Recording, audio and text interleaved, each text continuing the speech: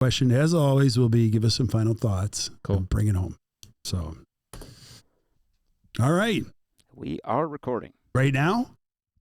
Yeah. Yo, yo, yo. Hey, guys, welcome back to another awesome edition of the Best Practices Show podcast. The coolest thing I get to do is hang out with great minds in dentistry, and they become great friends, and I get to ask them great questions, and they give us great wisdom. So no pressure here, brother.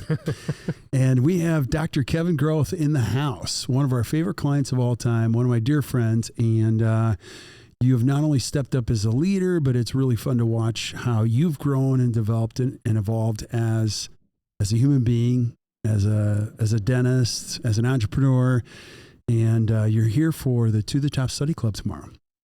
I'm back. Yes. It's good to be back.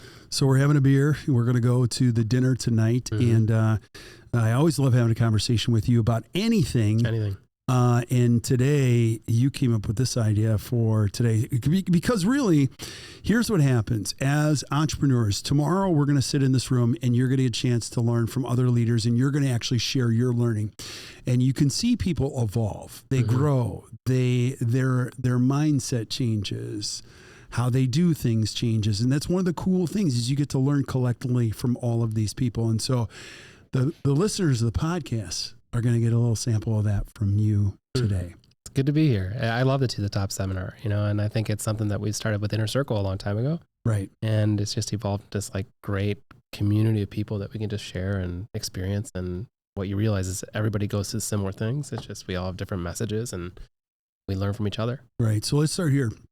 So if people have been listening to the podcast for a long time, they know who you are. But if they don't, who's Dr. Kevin Groth? I'm a restorative dentist out of Detroit, Michigan. Okay. In Metro Detroit, so not really actually inner city, but it's something that I've come to really love this profession.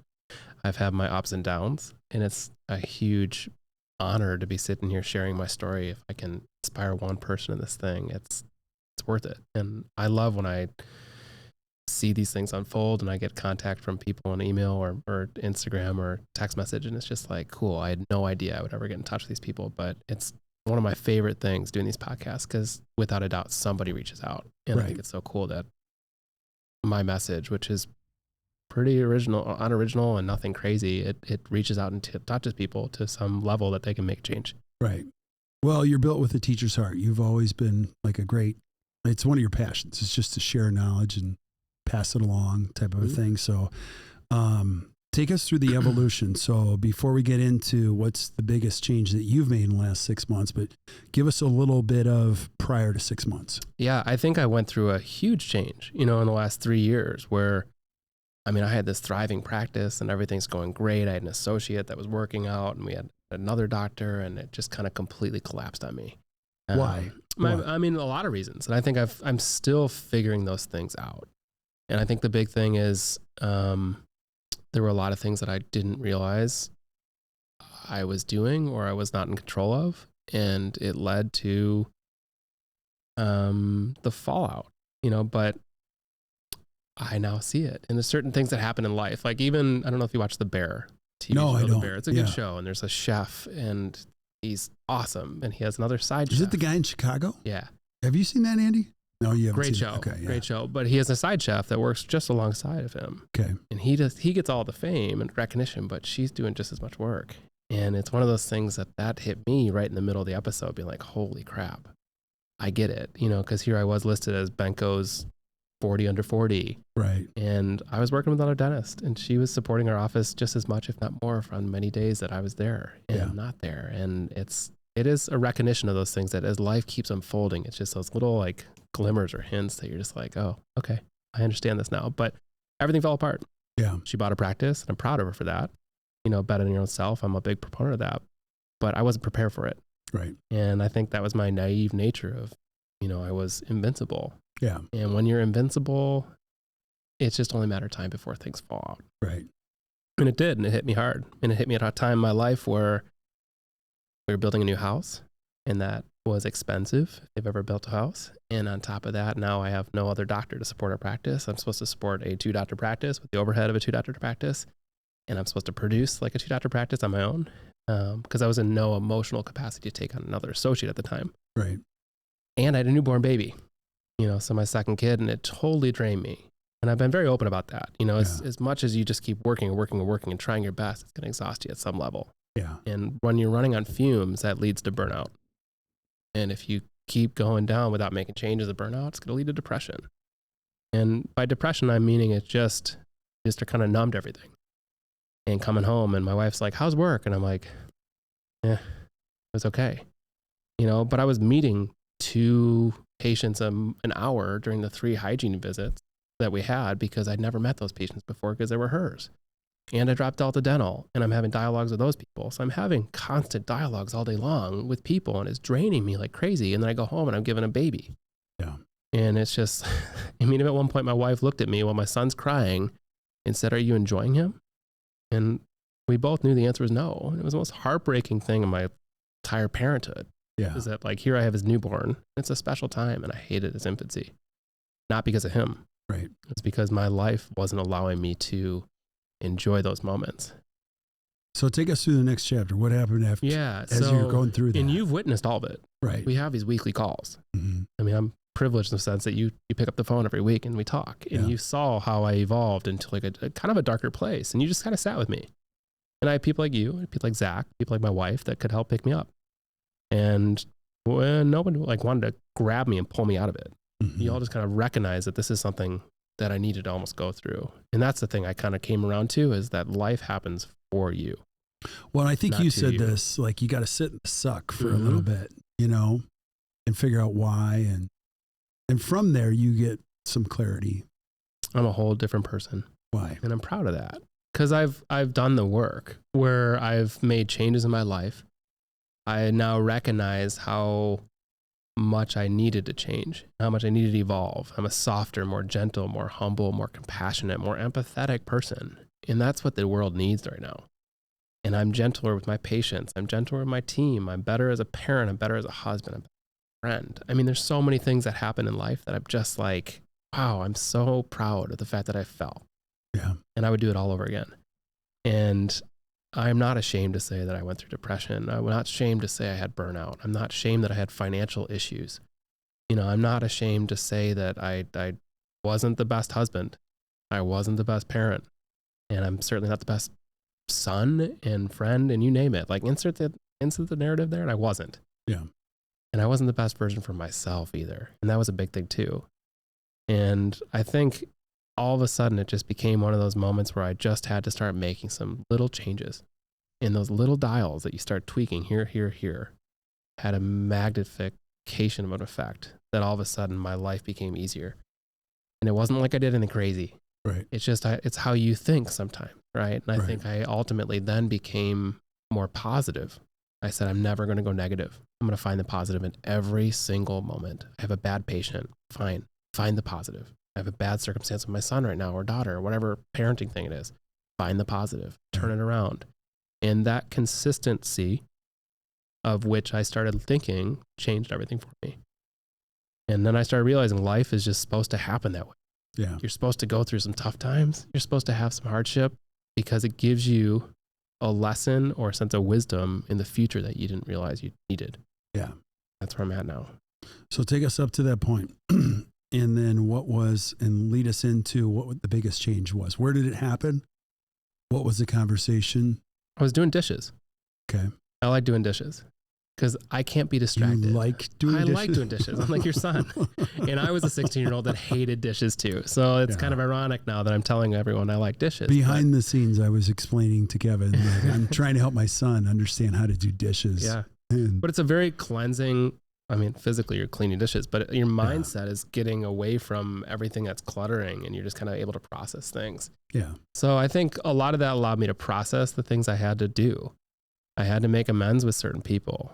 I had to get past that guilty conscience. I had to rectify or formulate a plan that was best for me. I had to cut people out of my life. I had to add certain things to my life.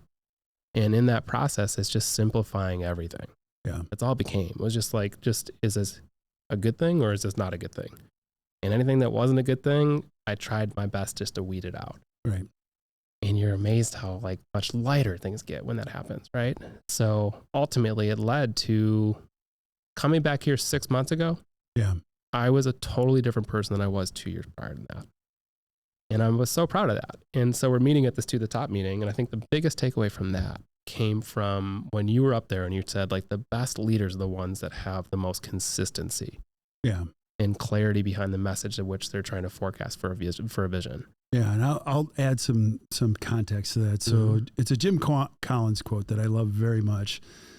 And he has said it many times. The signature of mediocrity is chronic inconsistency.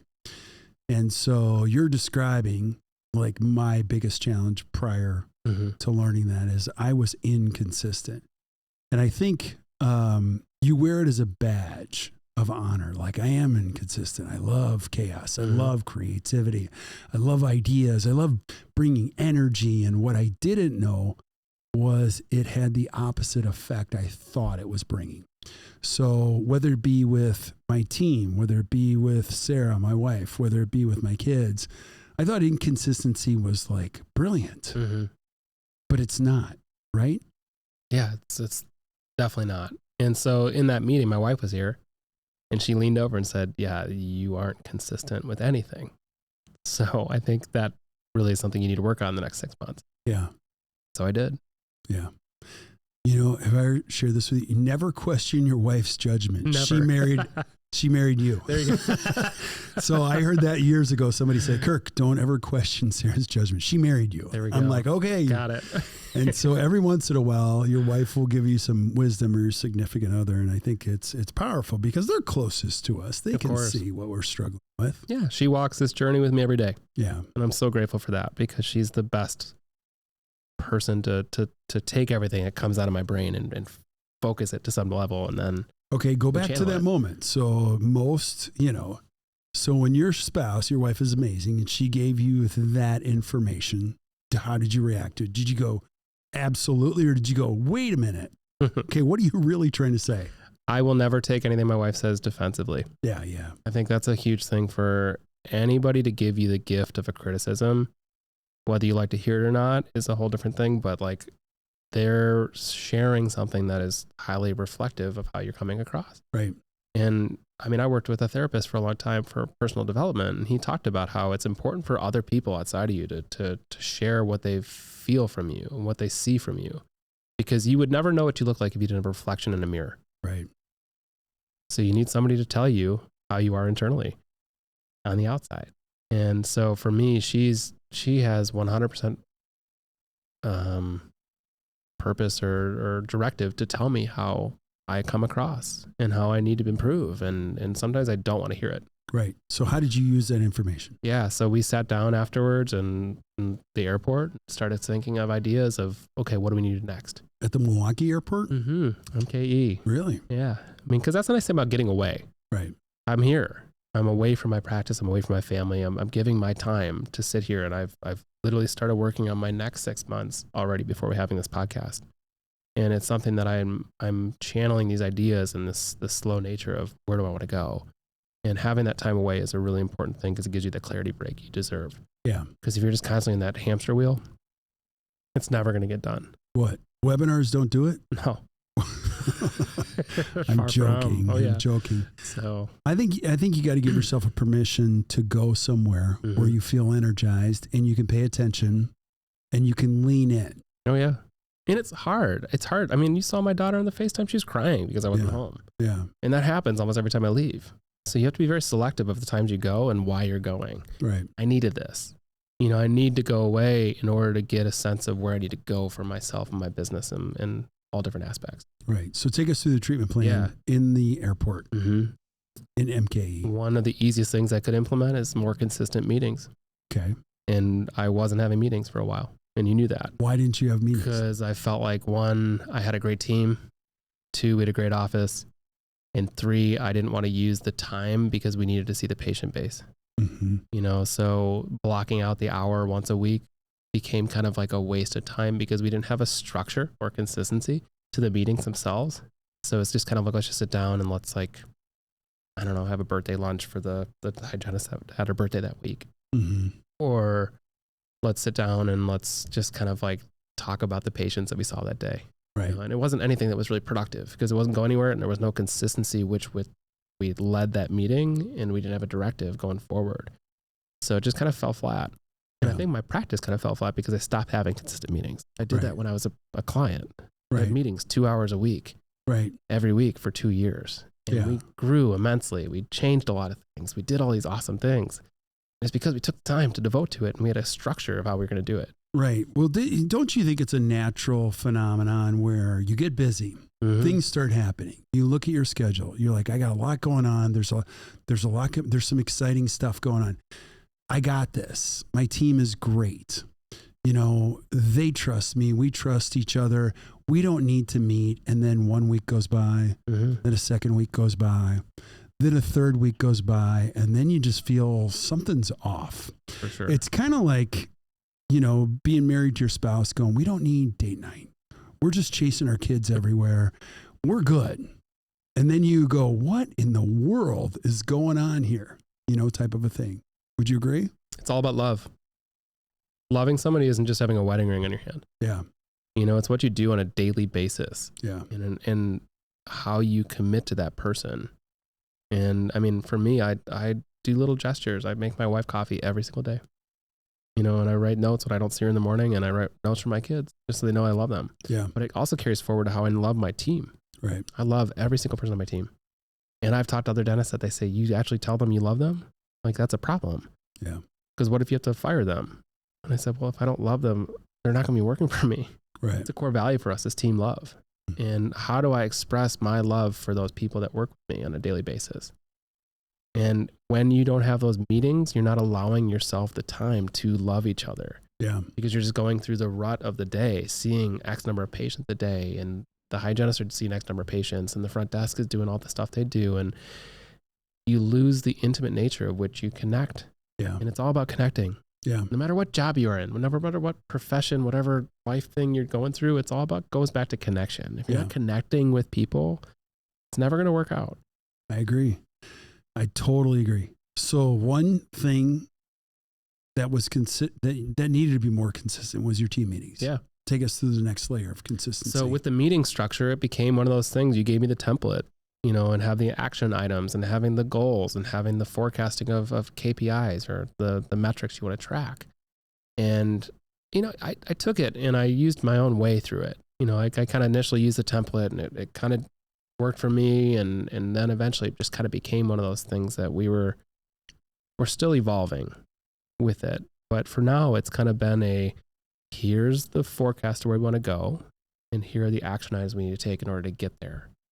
You know, less focus on the numbers, because I think if you actually turn those little if you're focusing so much on what you collect, produce, write off, totally, it loses the nature of why you're doing it.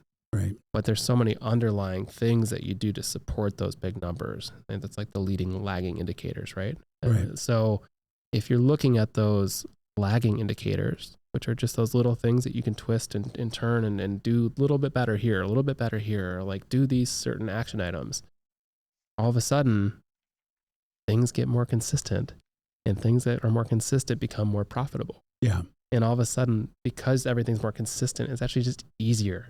And my life became a lot easier once I started having meetings, which is as crazy as it sounds. Like, that's the most consistent I've been for the last 6 months. And I've thoroughly enjoyed the change that's happened within our office. I love it. I love it. One of the pushbacks we get is, well, this is kind of boring. It's kind of the same boring thing every single week. Your thoughts? I love boring.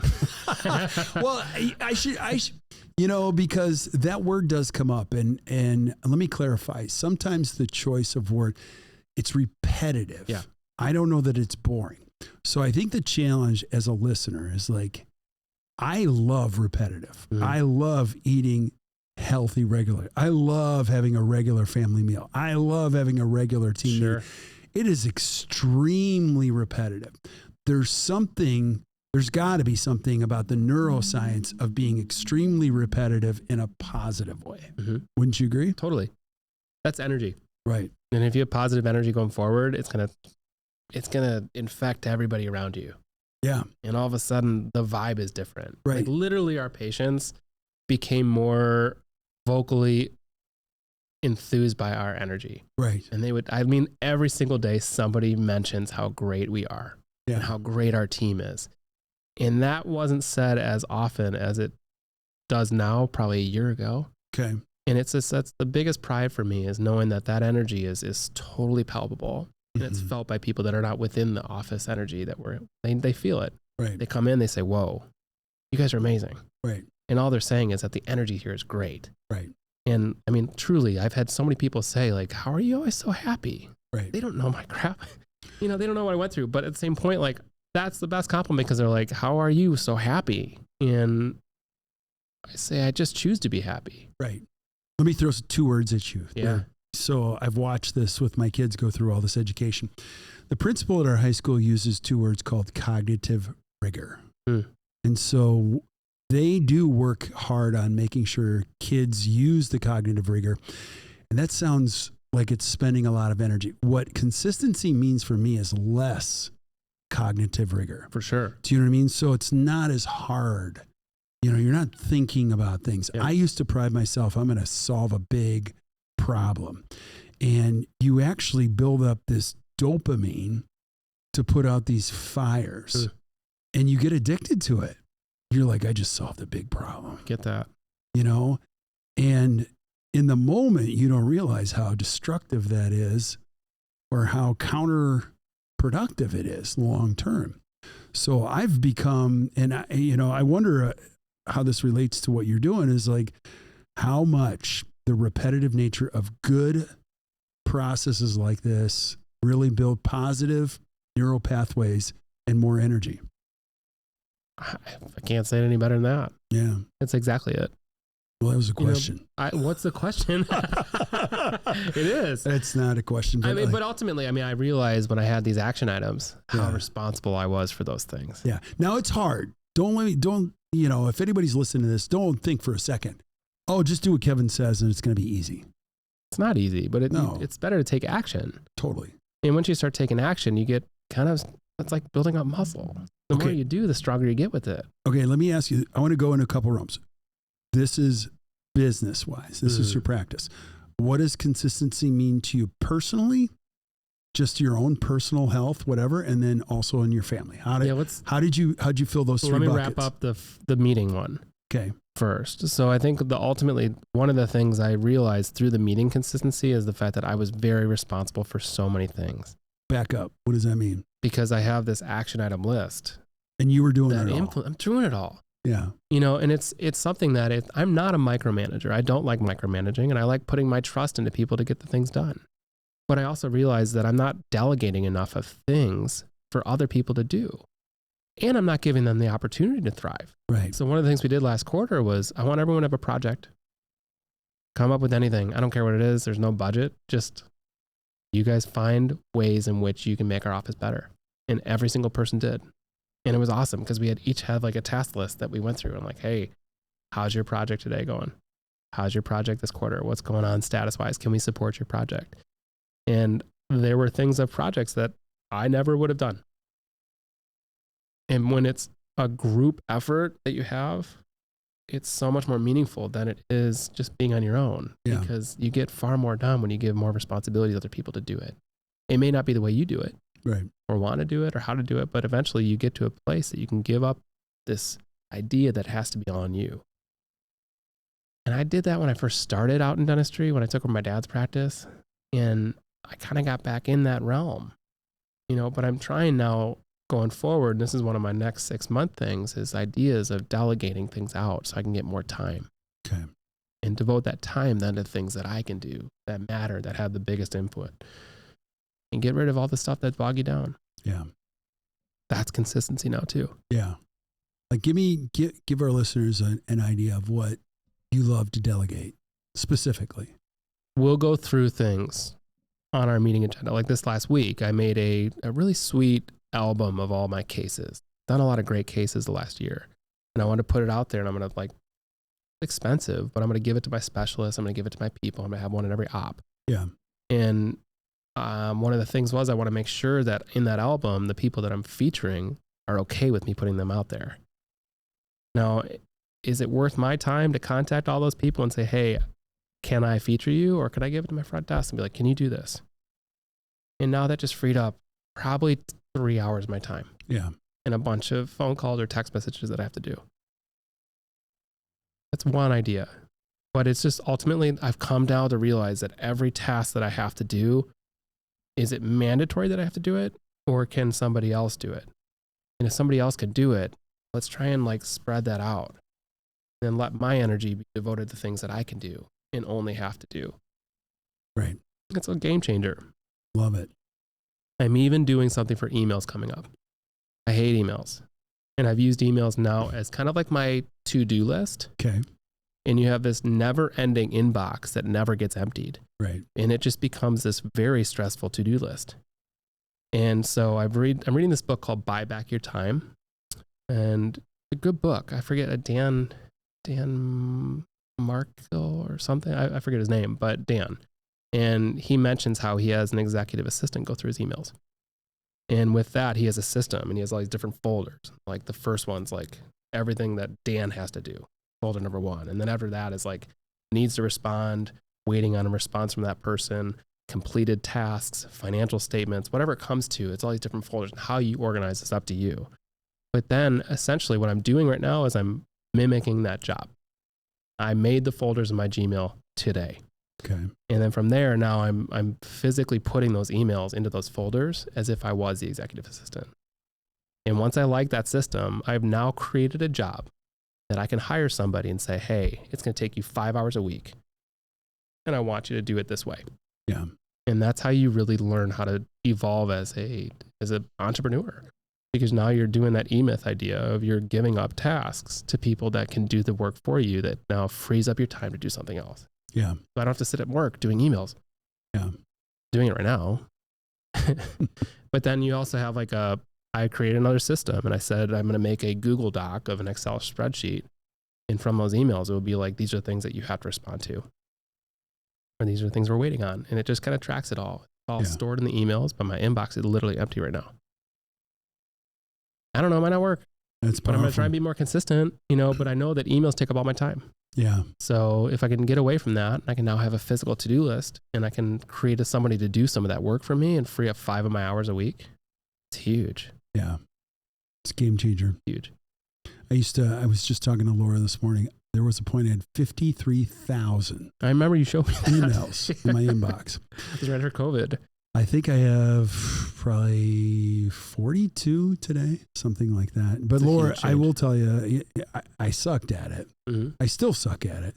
I can't type, none of it makes sense. So Laura does that for me. And she's a pit bull about you need to get back to this person. She's better at it than you are. Oh, 100%. And that's the point of that. And she enjoys it. Yeah. Find somebody to do what they like to do and take away the things that you don't like to do. Yeah. And she'll even ask me, do you know this guy? I'm like, I don't know them, Sure. So take us, anything else in the practice before we go to the next bucket on consistency? Mm-hmm. Smile at people. Okay. You weren't smiling at people? It's amazing how much of an effect a smile has on people. Okay, back up. You weren't smiling and now you're smiling. I think I was just going through room to room to room and I wasn't actually smiling at anybody. Yeah. But you'd be amazed by that smile. That energy does go to somebody. And then it makes their day, and they feel more comfortable with you and they like the environment and they say wow, this energy is so much better.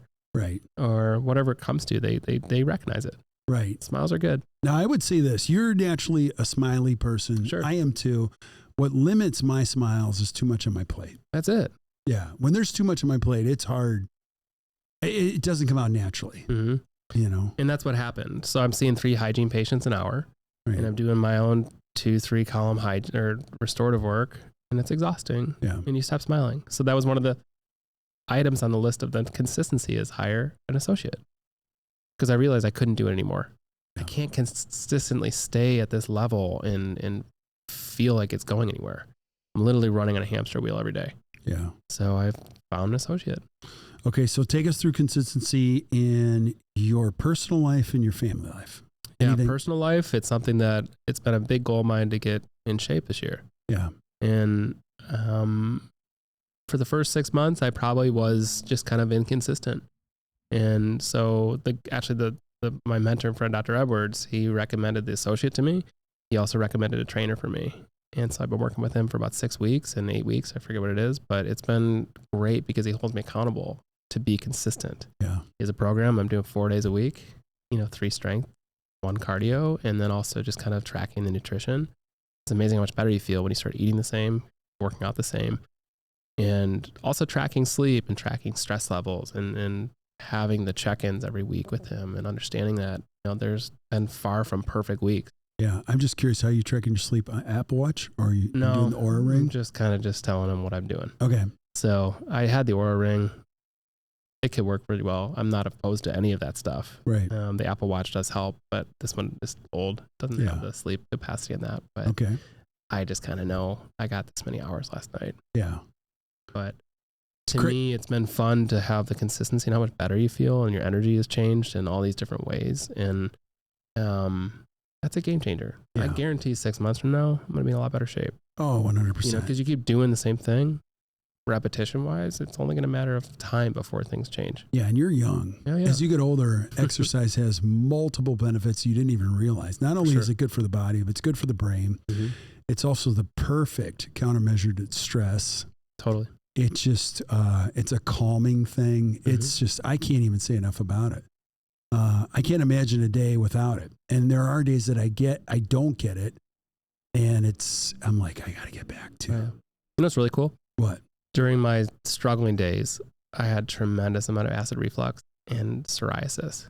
Yeah. And the acid reflux is essentially gone. I think sometimes if I have a couple more beers, I might get some, but I don't drink all that much anymore. And to me, the psoriasis is something I went and saw a dermatologist, and he goes, this is an autoimmune thing. You're gonna have to take a bunch of meds. And I said, screw that. Yeah. I'm gonna find my own way. And I reduced the stress levels, and I started taking care of myself better. And all of a sudden, it's minimal to nothing now. Yeah. And to me, I think that just as an industry, I think as dentistry, we truly try and find the holistic approach towards something as opposed to just putting out fires all the time. Yeah. And I think medicine, unfortunately, gets on that track of just shoving medicine at people. And I'm proud of that. Yeah. And that's just because I was more consistent and I was more focused on something as opposed to just spinning all day long. Okay, let me ask you a question. How old are you today? 37. 37. How many years have you been doing clinical dentistry? 11. Did you ever think clinical dentistry would be as physically demanding as it is right now? I thought it was harder. Actually, with my associate, he just got out of school. Yeah. And he's right now starting up his other job too in a little bit. But he and I were talking yesterday. He's like, I am so tired. And what did you say? I said, dude, I get it. Yeah. Because I remember I yawned in front of my dad when I was working, and he like ripped me apart. Oh my. Because he's like, you need to get more sleep. And I'm like, I swear I got more sleep. But like, I'm like, it's just kind of tiring to get used to. He's like, yeah, I know. Work is hard. Yeah. And it's a hard rhythm to get into. And you think that like dental school prepares you for that. But the truth is, like, I think I was far more tired when I was working right out of school. And you got to get used to that grind, right? Yeah. Because he's always like, I don't understand how you do this and have kids. And you just kind of show up every day and you don't show any exhaustion. Like, no, you build a muscle to it. Yeah. And he kind of understand that this is just kind of the rhythm that you get into, and said eventually you get there. Yeah. You can yawn in front of me. It's okay. And he's like, okay, good. Yeah. So I'm not going to rip you apart. Yeah. Good for you. Good for you. It's fun to mentor someone like that. Yeah. He's a sponge. And I think it's so fun to have him around now, because that, like you said, teaching's my passion. So having a sense of an extra purpose around me again, beyond just doing dentistry every day, really ignited my extra gear that I was looking for. Yeah. Very cool. Mm-hmm. Now take us to the bucket on family. Yeah, family. What does consistency mean? Showing up and being there as much as physically possible. Right. Because I don't think you can be a good family person if you're not physically there all the time. Right. And to me, I think Bill Robbins said that. Right. I think he said he recognized that he was working nonstop and he wasn't a good family man, until he started separating himself from the academia and started doing his own practice. And that's the beauty of doing dentistry, is that we can choose our hours. Right. And I elect to do 7 to 2 and 8 to 3 hours every day, 4 days a week. And I get home and I pick up my kids 3 of the 4 days a week. And Wait, you can run a practice on those hours? I can. Yeah. Amazing. So we were out with my friend. He's a dentist and he works late hours. And his wife was at dinner with us and she goes, well, you understand how it is to work as a dentist. I said, huh? And Dave like kind of shot down. He's like, no, this is the wrong person to say that to because he gets out at 2:00 every day. Yeah. And it's amazing the difference you have when you have literally, 8 hours every night to do whatever you want to do. But with a family, you just need to be there. Yeah. And the more you're there, the more consistent you become, the better parenting you become. And I love being a parent. Yeah. It's the best. And it's my son's my little shadow. My daughter just melts me. And it's one of those things, it's a true joy to work alongside with Allie to be the best parents possible. But we devote a lot of time. Yeah. And some people don't have that luxury. I understand that. Right. But to be a very consistent parent produces a lot of really awesome results too. It does. And let me put this I'll put it in the form of a question, but my opinion, I love this profession so much. The coolest thing about this profession, if you're a dentist listening, is you call the shots. Mm-hmm. You choose when to work, you choose where to work, you choose who to hire, you choose what hours, you choose your fees. Nothing limits you from that. And the reason you became a dentist was because you could enjoy the freedom of how to take care of people. Mm-hmm. And really what makes you unhappy is when you start to lose some of that freedom, whether it be self-limiting. You go, oh, I can't do that because my patients only come in the evening. Right. And that becomes a curse. That's not true, that you eventually make it true. And so what this really means at the end of the day, I love what you said about your family, is sometimes you don't have to show up. And this is my experience. I would love to tell you I show up every night and it's amazing and I'm totally there and I'm like engaging. 90% of it is just being there. Mm-hmm. You know what? There are times when I have 4 kids and my wife, I don't have to say a thing. You just got to let happen whatever happens. Sure. You know what I mean? I'm not controlling the conversation. Sometimes I am, but sometimes I'm just there, just going, what's up? What's going on? All right, what do you need me to do? All right, I got this. I'll start dinner. Let me get the grill going. Do you know what I mean? It's the best. And I think the key is that we live in America. This is dentistry. Mm-hmm. And what's really cool, and I hope if you're listening to this podcast, is that when it comes to consistency, I think about this. Like it's about being there. So, you know, when you think about your favorite family members, favorite people you've ever met, they weren't like incredibly dynamic. They were just the same. You knew what to expect. That's it. Yeah. It was, you know, it was a series of actions or a series of regular disciplines and all that kind of stuff. But yeah, just showing up, like you said. I mean, there's days when I come home. I mean, just last week, I was exhausted. Yeah. So tired for some reason. And it was one of those things that came back and all of a sudden I open the door and I'm kind of like low energy and my son runs up to me and says, Dad, I missed you. And like all of a sudden it's just like, it was the first time he ever said that to me. And it just like re-energizes everything. Right. Sometimes just being there, you get the energy from other people. Yeah. And sometimes you have to give the energy too. Yeah. Right. I mean, my wife and I talk about that a lot of times. A lot of times it's not 50-50. Right. Sometimes you're drained and you can only give 25%. Right. And sometimes you're like, all right, I got your 75. Yeah. You know, and then, or sometimes you're both like, I got 25, you got 25. And we're just going to recognize that today we're only going to hit 50%. Right. We're going to lower our bar of expectations what the day is. We're going to get through it on 50%. Amen. And that's okay. That's what a partnership's for. Yeah. So wrap this up in a bow. Give us some final thoughts on the last 6 months and how important consistency is in each one of these buckets. It's changed everything. And I think it's one of the most important ideas that you can really wrap your head around. And if you're struggling with something, I think you just kind of have a little bit of a vision saying, where do I want to go in a short amount of time? I mean, you can do a lot in 6 months. And if you have that vision, then all of a sudden you can start peeling back ideas of how to get there. And that's the path. And if you know the path, then it's just starting to stay consistent with it and surround yourself with people that hold you accountable. You know, I have my team that expects a meeting every Tuesday. I have my wife that expects me to be there. You know, I have my trainer that's expecting me to log the food and log workouts and whatever it has to be. And if there's something that's off, they're going to call you out because they want what's best for them and you and everything like that. And it's this community that you're building around you that keeps you going forward. And that's why I like this stuff, because I can speak to somebody out there and hopefully resonate with them and they can recognize that I'm human. I've messed up. I've got myself better in 6 months. I've got myself better in 3 years, Yeah. and I'm not going to shy away from this idea of perfection, because that's what I also don't like is when you're on social media platforms and someone posts something about their life and, it's sometimes fake. Even when I started sharing the stuff about the burnout and depression, I had a lot of people behind the scenes messaging me saying, thanks for doing this. Yeah. I've been having this issue for a long time. You realize on their social feed, you would have no idea. And that's a very lonely thing when you're looking and comparing yourself to other people and you're saying, I'm the only one that's in this. And that's not true. Yeah. It isn't. And it's something that we can always seek help.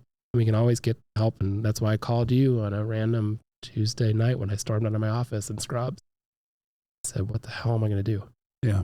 And I've had several of those phone calls now. And it's something that you pick up every time. Yeah. And I appreciate that. Yeah. Like, from the bottom of my heart, you changed my life. You saved me. And so did Zach, and so did Allie. I mean, Bob Margis, people like that are in your corner all the time. And there's a lot more people out there that are in your corner than you realize. For sure. Especially the people that have been through it before. And I think that's the huge thing, is just to be open and vulnerable and share people, because then all of a sudden your vulnerability creates more people to be vulnerable too. Yeah. That's one thing you do extremely well. So appreciate you, brother. So thank you for being here, man. Happy to be here. Tomorrow we're going to have even more fun. Cheers. We're going to learn some more stuff, and then you're going to come back in 6 months and share with us the new learning and the new layers. But I hope the email thing works out. I just shared that because I just did it. Hey, don't worry. You 5 trip minutes and before fall. this. We'll figure this all out together. We're all learning here, right? Absolutely. So cool.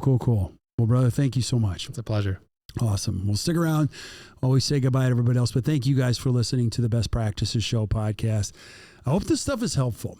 Our goal here is to find the best people in the world, like Dr. Kevin Groth, share some thoughts, the journey that they've been through, what they're learning, what they're applying right now, so that you could apply it to your life and create a better practice and better life. So keep showing up. We're going to keep bringing it. So until we see you guys next time, or you hear from us next time, keep watching or keep listening to the Best Practices Show. You guys enjoy your day.